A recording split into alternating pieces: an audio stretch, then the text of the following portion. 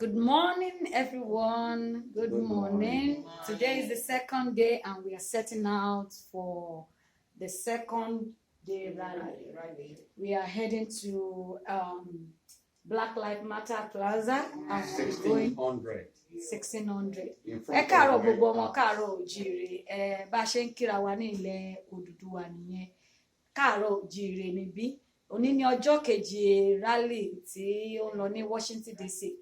Ní ìlú Amẹ́ríkà, ní orílẹ̀-èdè Amẹ́ríkà. A ti ń jáde lọ bá àwọn èèyàn wa ti wà lọ́nà, ṣùgbọ́n òjò bùkún tún ti bẹ̀rẹ̀ o. Ó ti bẹ̀rẹ̀ sí ní rọ̀. Àwọn bàbá wa yìí, ẹ wò wọ́n, ọmọlúàbí àtàtà ni wọ́n. A máa sọ̀rọ̀ nípa wọn tó bá yá, ṣùgbọ́n ẹ wò ó, tá a bá ní ká fi oyè dá wọn lọ́lá, ó tó bẹ́ẹ̀, ó jù bẹ́ẹ̀ lọ. Ẹ máa bá wa ká lọ bá ṣe ń lọ lórí ètò yìí. Àwọn olùgbàlejò wa, àwọn ilẹ̀ ń wò yìí, wọ́n ní kí la wá ṣe, ṣùgbọ́n a sọ fún wọn pé orílẹ̀-èdè Odùduwà ó di dandan kó dúró torí pé ìyà tí à ń jẹ lábẹ́ orílẹ̀-èdè Nàìjíríà ó ti tó gẹ́. Ẹ bá wa kí àwọn èèyàn wa nílé ìyá wa. Mo kí gbogbo ọmọ Yorùbá nílé lápapọ̀ níbikíbi tí ẹ bá wà.